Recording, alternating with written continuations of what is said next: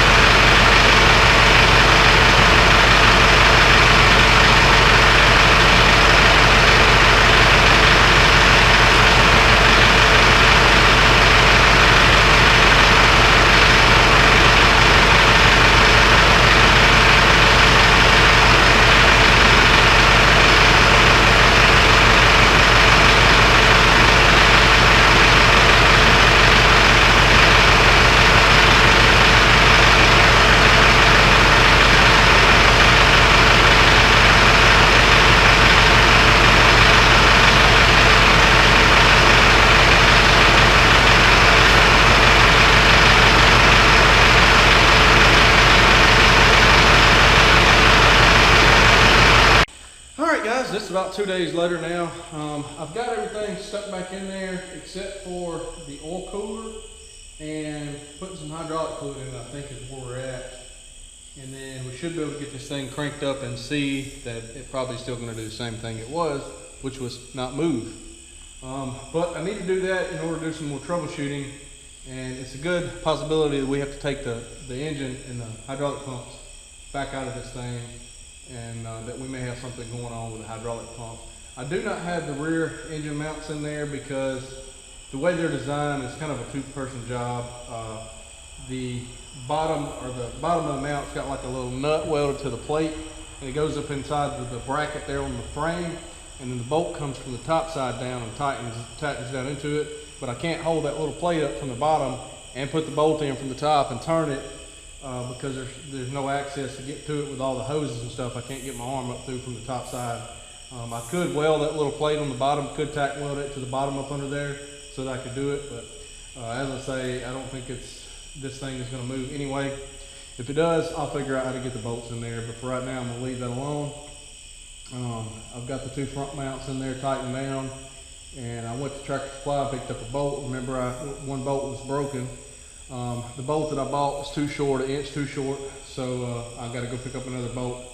But in the meantime, we're going to get the cooling stack set back down in there, and I've got the upper and lower radiator hose, the two hydraulic hoses hooked to it, and I think we'll stick 2 bolts in it just to hold the thing from flopping. And then we're going to put some hydraulic fluid in it to see what happens, and do some troubleshooting. I'm still waiting on my gauges to come in from the place I ordered them from on eBay, wherever it was. Anyway, and then hopefully we can do some testing after that. But my goal tonight is I want to see if we can get this thing cranked up and running. So hang tight, we're going to get that cooling stack set back in there.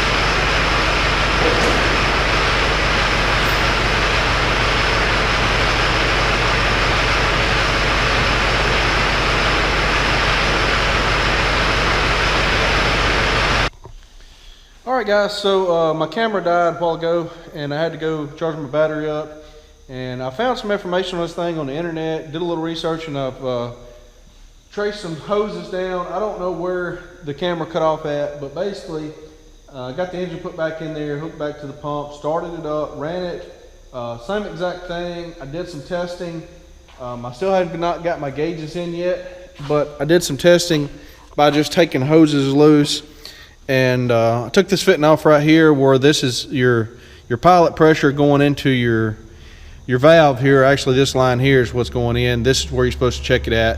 And there's a little bit of oil come out, but not much, just very, very low volume. You know, it's enough to make a mess, but it's not like shooting out like it's supposed to be. The pumps, the charge pressure pumps that's on the back of the piston pumps in there, the rear one feeds this parking brake. This is the release the parking brake. There's a solenoid right here. And the front one and the rear one are teed together that go to that brake valve over there. And the purpose of that is when you mash this pedal right here, it releases the pressure that is in that hose, because then the hose from there comes over to here. So when you mash that brake pedal, it releases your pressure, so it de-strokes the pumps. Or you can just let off the joystick, I don't know. Seems simpler, but anyways, that's the idea behind it. So I have no pressure coming straight from the pumps, and so I'm trying to figure out why, because I know for a fact that the pumps are turning. And so I've done a little research, found some stuff, a little diagram, and trying to figure out exactly how this pump operates here and whatnot. And this is a charge pump operation. I don't know if you guys can see that here, but this is upside down. Well, this would be the bottom of the pump right here up under the bulldozer. This valve right here is your pressure relief for your charge pump. If you see that spring right there and that little yellow capsule, there's a little yellow valve, and this is where it threads in. I have those out right there of the front and the rear charge pump. And I was thinking that maybe there could be a piece of trash or anything in them. I don't see anything wrong. So for some reason, we're not getting pressure from the charge pump. Now there's several different things here that it could be, obviously. But that's the first one I wanted to check. These other are your cross relief valves. Got something to do with side to side tracking, I suppose. But that pressure relief valve on the charge pump is how you adjust the charge pressure, your signal pressure. It goes to your joystick. I see that charge pump is just a gear pump, and I know it's turning. At least it should be turning. I know for a fact the front one is, but I think whatever I got going on is with one of these pumps here, either the front or the rear, and because they're tied together, the one that is working is probably back feeding into the other one or something. I'm not exactly sure, but anyways, so that's what I got going on. I've got both of these out here. Let me set you guys up here and I'll show you a little bit how these work. So anyway, you got this valve inside of this. This is your adjustment here. You take this nut loose, you screw this Allen head in, and then adjust this standpipe thing, if you will. Looks like up and down inside of here. And then your valve, if you see, that's got a notch right here in it, goes in here, and the hydraulic fluid can go down in through here and get behind this valve and push it up. When it pushes it up, then the hydraulic fluid can expel out around here and go into another cavity. So you have this other piece here that goes on here right there, and this spring, and this goes in the bottom of the pump like that right there. And whenever you take that out, you better get ready for a bath and hydraulic fluid. So I don't know how well you guys can see up in here. It's kind of dark, but you see where the towel is stuck right there and right here. in the bottom side of these pumps. That's where those check valves go. And whenever I pull those towels out, oil is going to go everywhere. I'm going to set you guys up over here so you can see, hopefully.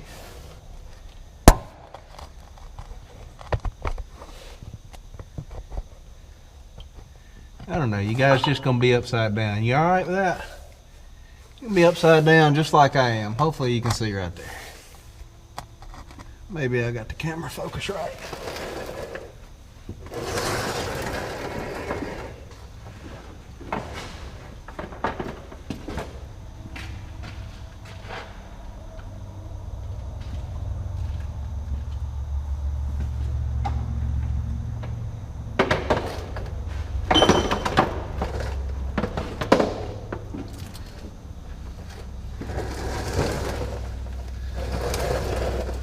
All right, here's the front one here. This is really, really nice. Told you. Now I got to get this up in there without getting dirt on anything. With oil running down my arm. It's really sweet. Really, really sweet.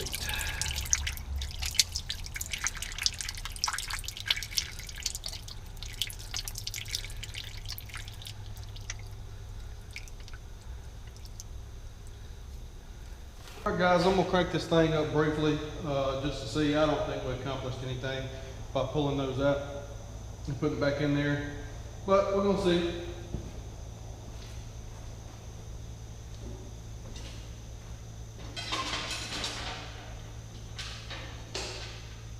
Oh, I got to turn the battery disconnect back on.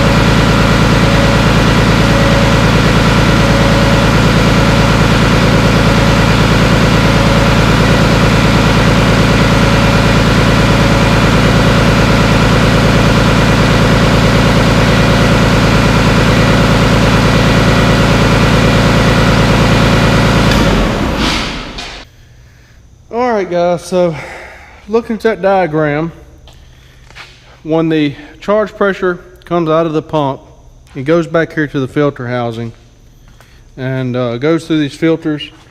There's two test ports here. I don't know which one does what exactly. One of them is supposed to be the bypass for the filters. Say if the filters are stopped up. And the other one's supposed to be through the filters, I guess. This guy said that they put brand new filters on this machine when it did this, and it didn't change anything. But I'm kind of curious what happens if I just take that test port out right there. If it'll spray any oil out of it. Well, I'm kind of curious, because it should shoot oil everywhere if it's pumping on it. Let me start this thing up, then I'll unscrew this and see what happens.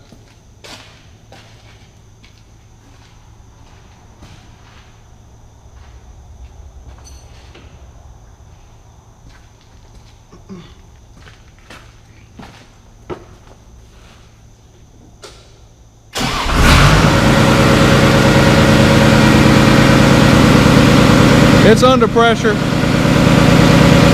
I can tell. Yes, sir. Yeah, I can tell that fitting got tight. I guarantee you that's under pressure. You see right there, that's probably got the required 300 on it.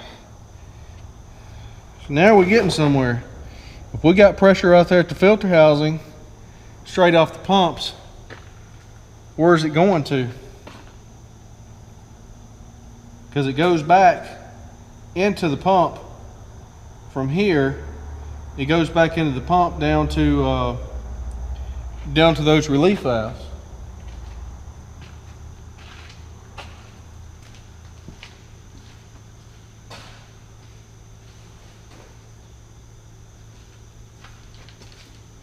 It's supposed to go back down to the relief valve and the crossover valve. I don't have a pressure gauge right now, but I got some on order.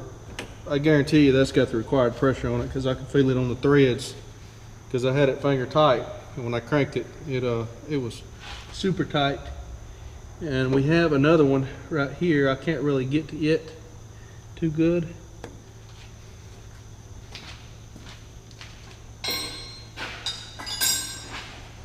Alright guys, I've just found the problem. Well, sorta. I removed both of the hydraulic filters right here, and the guy told me he put 2 new hydraulic filters on here, which I think he probably did whenever this problem occurred. He had no reason to lie to me about it. I've traced these lines down.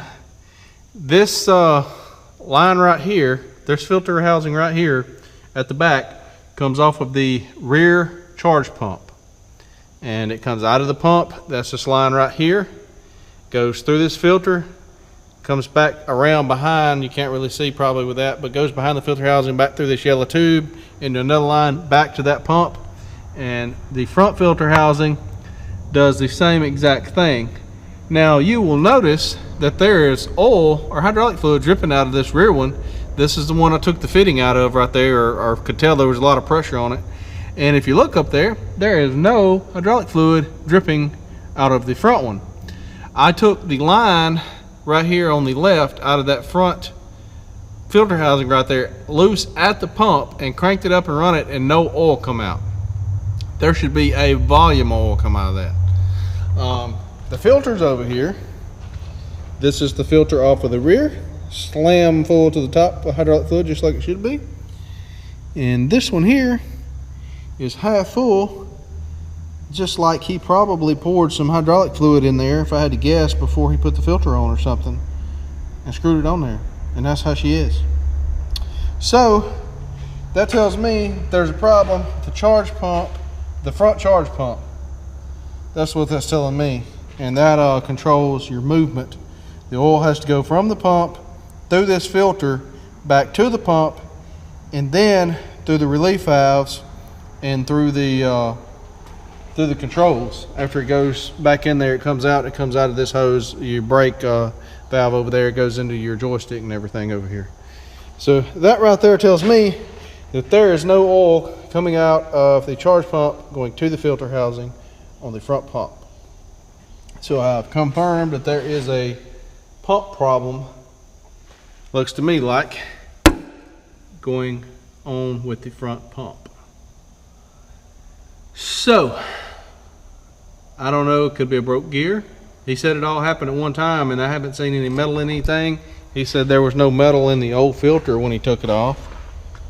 So I don't know.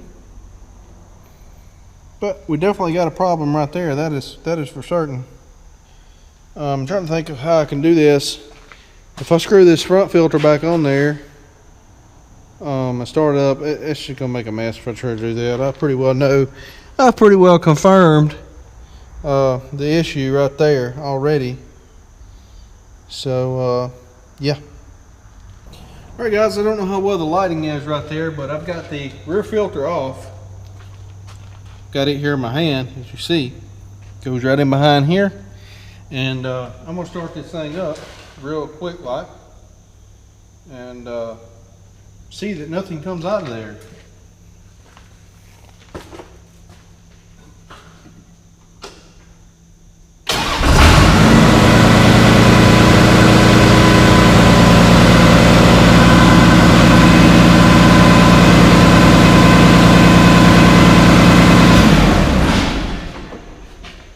Yes, sir, that's a problem. I should have done this just from the get-go, but I really did not know that these filters were separated. I thought this was the same system. I thought it was just a double filter system. I did not realize that one filter was for each pump. Or I would have done that to begin with. But we're learning, we're learning.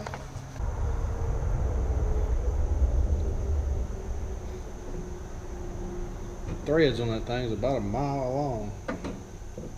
And you see that one's slammed full of fluid still and pouring everywhere. That's what the real one should be doing, but it's not. So, we're going to put this one back on the rear.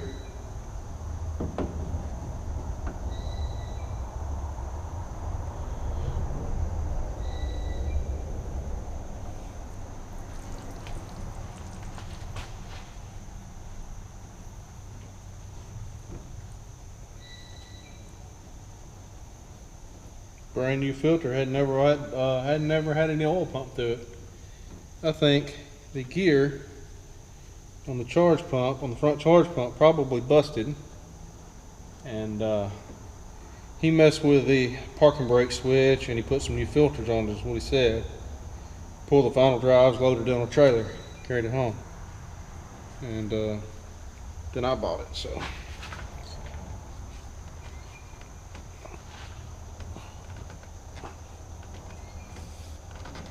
He may have messed with it a little more, but he said he felt like the drive couple was broke, and that's kind of what I had in mind. But we know at this point that is not the problem, because it's got a brand new one in it, and we know that we got something going on with the pump now,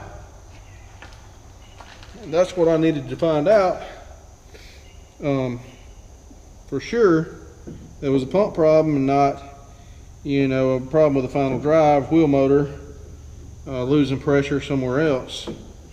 But that right there pretty well tells the tale that that's coming directly off of the pump right there, off the charge pump, and we got no pressure making it to the filter. Definitely isn't going to be any pressure making it back to the pump to go through for signal pressure, the joystick, or any of that to be able to move the swash plate, for anything to work. So the next step is going to be pulling the engine back out along with the pumps this time, but I just about would have had to have put the pumps back, put the engine back in to be able to pull the pumps out, because I don't really have a way to really get those pumps up out of there in a very good manner. It could probably be done, but it seemed like to me it'd probably be easier, and I think that's the way Cat says to do it, is to pull the pumps out with the engine all in one piece, and then separate the pumps from the engine once you have it out of the machine, and that way it's a whole lot easier. You're not trying to stand over on your head and trying to do something. So I think that's what we're going to have to do. Get all this stuff off my hands here and pick up a little bit.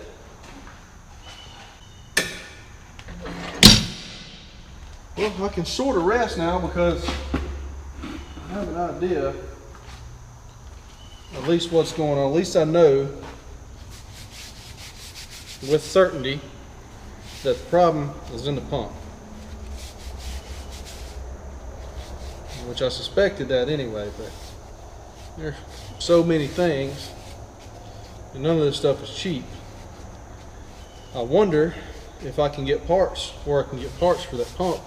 Say if it's just a busted gear, if I can buy individual parts for that pump.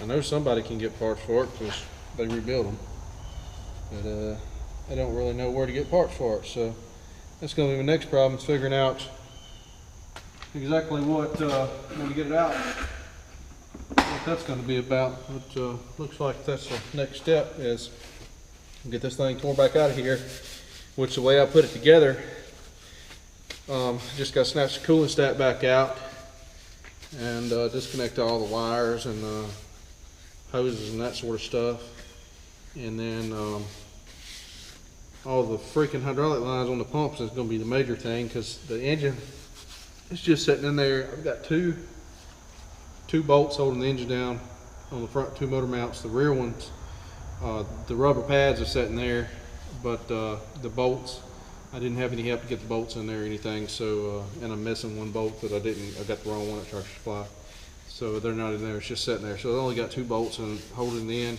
and I don't have to take the 12 Bellheisen bolts out since I'm pulling the pump and engine all at the same time. I just got to take all the hydraulic lines loose off the pump and pick it up and drink the whole thing out, and then we'll get the pumps off of the engine and go from there.